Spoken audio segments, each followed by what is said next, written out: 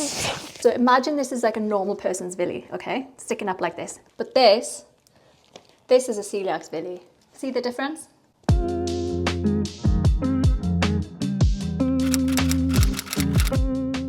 Welcome to my classroom. This video is about celiac disease.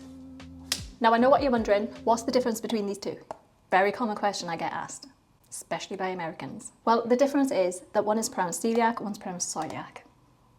Just kidding. I actually did a TikTok about that and the amount of people that believed me was actually quite funny. American spelling, British spelling. That's it. We're breaking this video up into what celiac disease is. Oh God. This is why I can't be a teacher. I can't write and talk at the same time. What gluten is? What's gluten? Okay, we can do a step at a time. Cure. I'll spoil this one for you now. There's no cure. Cross-contamination. Symptoms. And we have a bonus round at the end, covering some of the weird quirks of having celiac disease. Quirks. Celiac disease is an autoimmune disease where the immune system attacks itself. Your body is literally attacking itself when it eats gluten. So basically it damages the lining of the small intestine and causes the villi to lie flat. So this is a normal person's villi. This is a celiac person's villi. It's like they're not even there. They're flat, like a pancake. So villi, this is a villi in a normal person.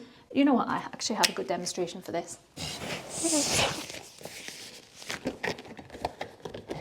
Okay, so imagine this is like a normal person's villi, okay? Sticking up like this, healthy villi.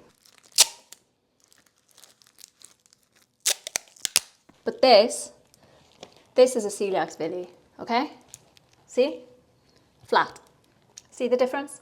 Now for the muggles out there, yes, we call people who are not celiac muggles because we're special. Celiac disease is not to be confused with a food allergy, a gluten intolerance, or just an excuse to miss out on the family Christmas dinner. For fuck's sake. Now the only current cure for celiac disease is a strict gluten-free diet. Yeah, I wouldn't call that a cure either, but you know, it's the only way to manage it. If you want to know what happens to a celiac after they've eaten gluten, I did do a video on that, so go check it out if you're interested. It's very enlightening and I go into great detail. Okay, moving on. This eraser is shit. What is gluten? Great question. Gluten is a protein found in wheat, barley and rye. Do you want some food examples?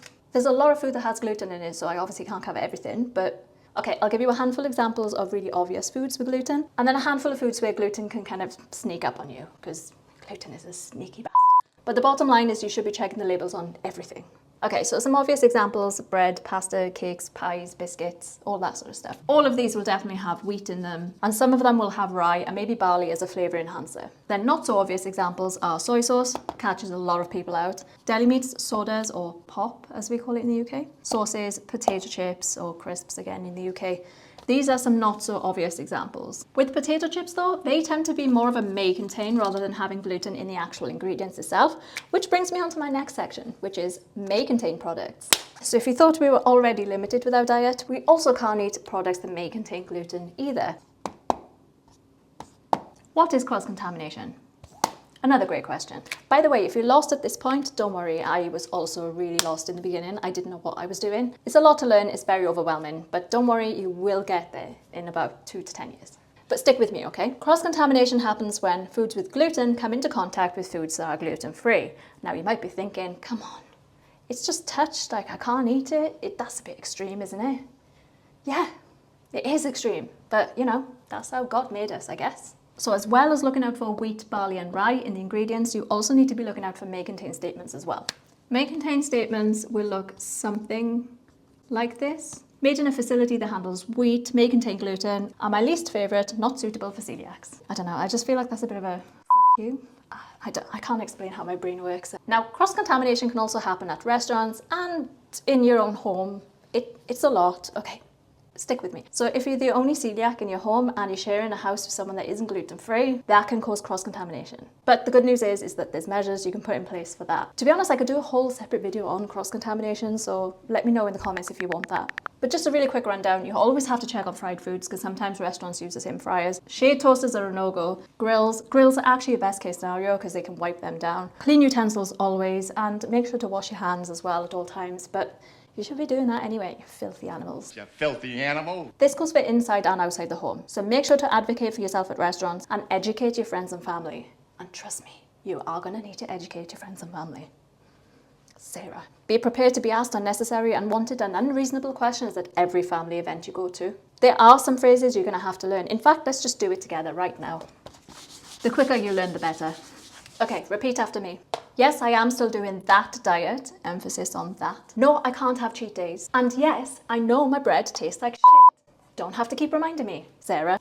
Here's where my story comes into it, and this is where I'm going to talk about the diagnosis part and the symptoms of celiac disease. If you live in the UK, you won't be surprised to know that it was a wild ride. It took over 10 years for me to get diagnosed with celiac disease. So yeah, I'm going to sit down for this one and grab a cup of tea. I invite you to do the same. Celiac disease can develop at any age, by the way. You can't be born with celiac disease, but you are born with a celiac gene. But something triggers celiac disease later on in life, and usually it's down to a traumatic experience. For example, some women have developed celiac disease after childbirth because of the trauma their body's gone through. Some people trigger celiac disease from a traumatic accident or maybe an infection or a disease they've picked up later on in life. And some people develop it from mental trauma, and I think that's how I developed it, from being bullied a lot in school. But hey, that's another story for another day, I guess. So yeah, you can develop celiac disease at any age. So remember that next time someone is mean to you for no reason, because karma is a bitch. Knowing what I know about celiac disease now, I can trace my symptoms back to when I was an early teen, around the age of 14. So yeah, I got my period and an autoimmune disease in the same year. Around that time, I was getting a lot of headaches.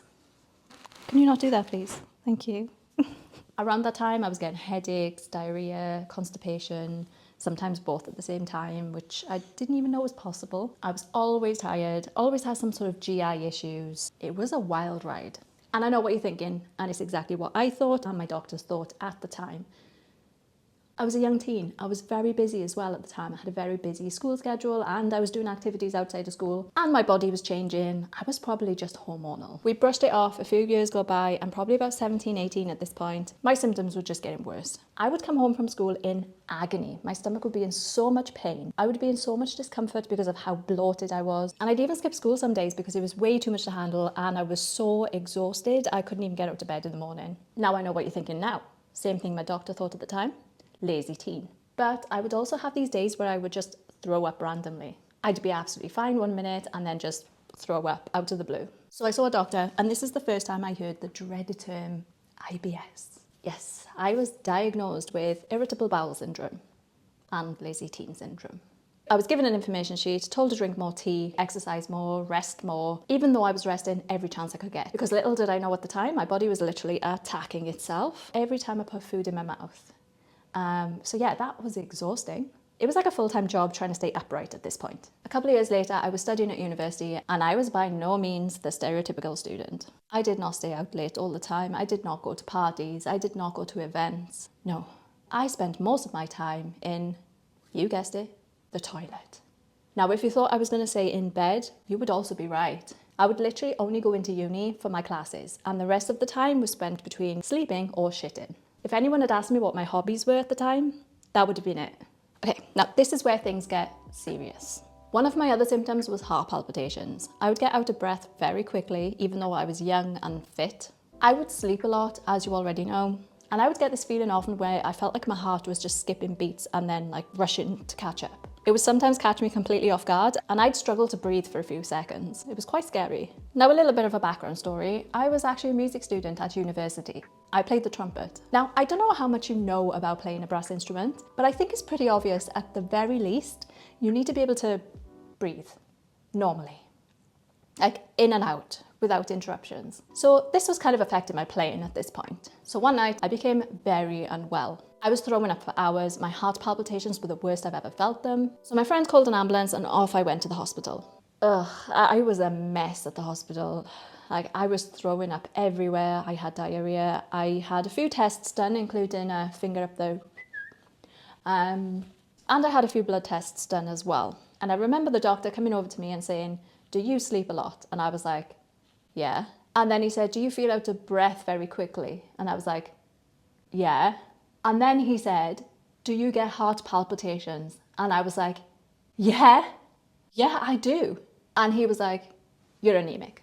And I was like, "Oh, what's that?" And he basically said, your iron levels are so low, you're severely anemic. We're just going to give you some iron tablets and you should feel better in a few months.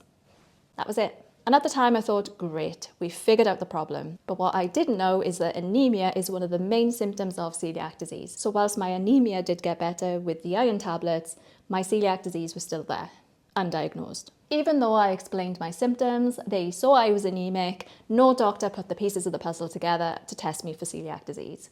And I am 100% certain that if they tested me for celiac disease then, I would have got a celiac diagnosis 3 years earlier than I actually did.